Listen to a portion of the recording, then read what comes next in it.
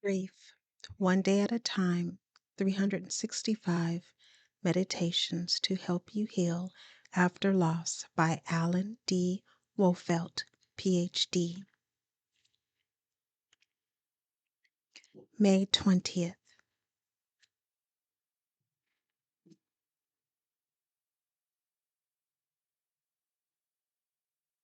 The soul always knows what to do to heal itself. The challenge is to silence the mind. Carolyn Mize. Have you heard of the phrase monkey mind? It's a Buddhist term for our mind's tendency to think constantly, chattering random thoughts at us. Many of our thoughts are benign observations. Look at that cute kitten on Facebook. But lots of others are fears and worries. I'm going to miss my plane.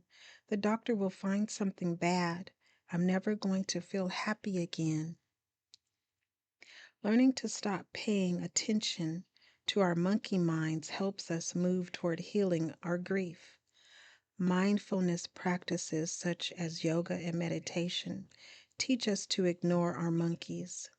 So do activities like spending time in nature and getting physical, sports, walking the dog, gardening, etc. Our monkeys aren't our friends in grief, but if we can tame them a bit, we'll see that in the silence and peace we open up, our souls know what to do. The meditation reads, when my monkeys are bothering me, I'll work on ways to quiet them so I can hear my soul speak.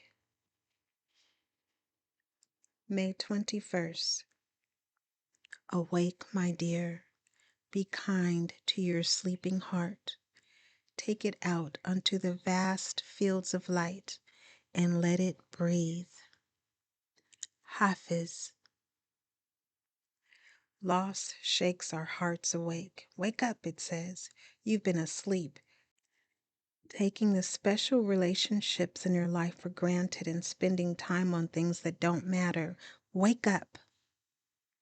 Now our awakened hearts are hurting.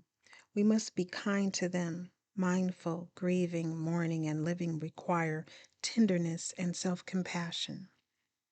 And so we take our awakened hearts out into the vast fields of light. We expose them to the truth, to love, to kindness, to spirituality, to contemplation. We break them free from the dark cave where we have been hiding them, and we let them breathe.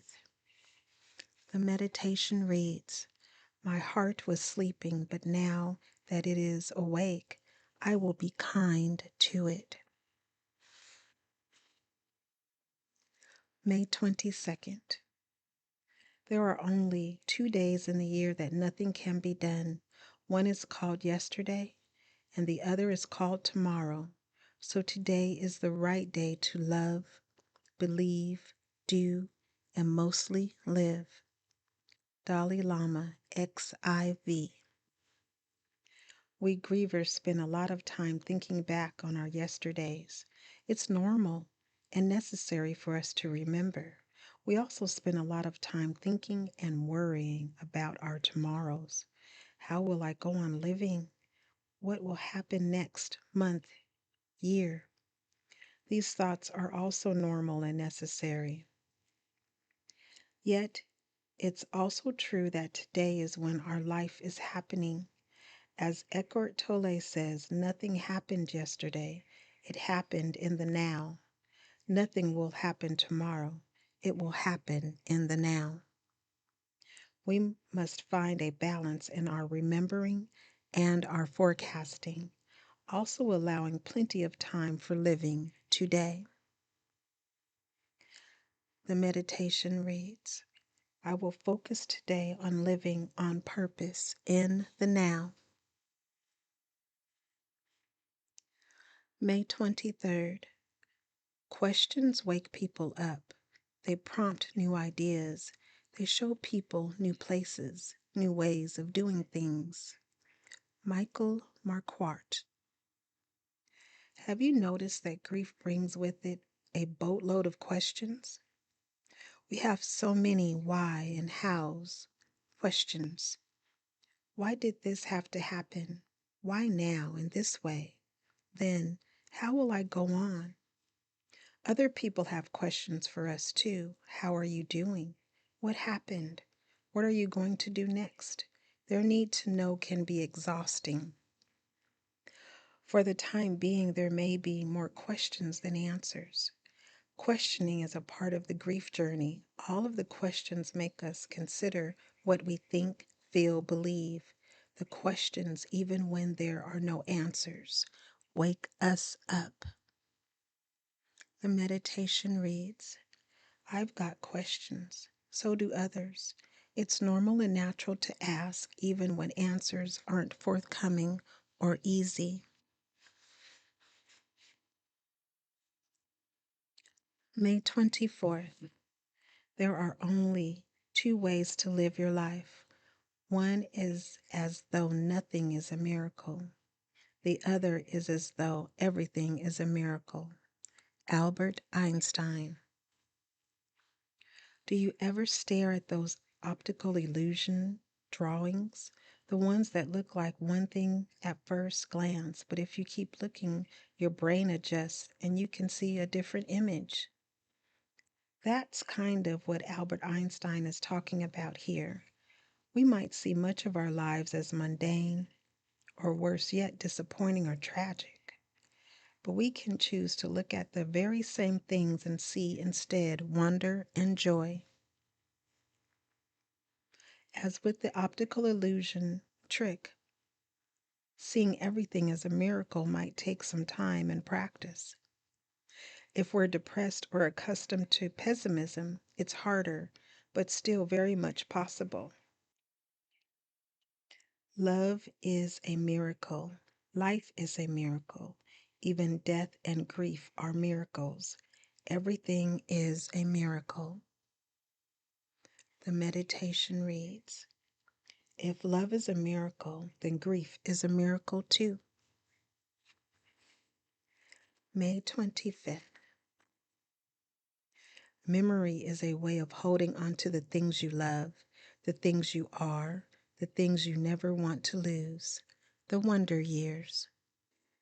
Especially in our early grief, our memories can be painful. Joyous and minor memories alike only seem to remind us of what we have lost.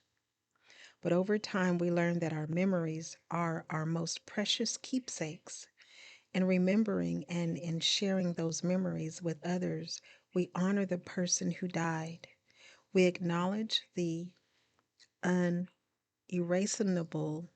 of our love, and we imbue the current moment with the meaning of the past. The meditation reads, if I am ever told to move on or forget my past, I will remember this. It is in listening to the music of the past that I can sing in the present and dance into the future. May 26. One of the most calming and powerful actions you can do to intervene in a stormy world is to stand up and show your soul. Clarissa Pinkola Estes. Grief is first and foremost a spiritual journey. Matters of life and death are spiritual challenges. We struggle physically, cognitively, emotionally, and socially too, but most of all, spiritually. That's why first getting in touch with and then revealing our souls are such powerful actions in grief. Our love lives there, which means our grief lives there also. Connecting with the authentic truths inside us and taking actions congruent with those truths is what mourning is all about. When our grief and our lives are stormy, let's stand up and show our souls. Such transparency makes us vulnerable, it's true, but there's a calm and power in genuineness.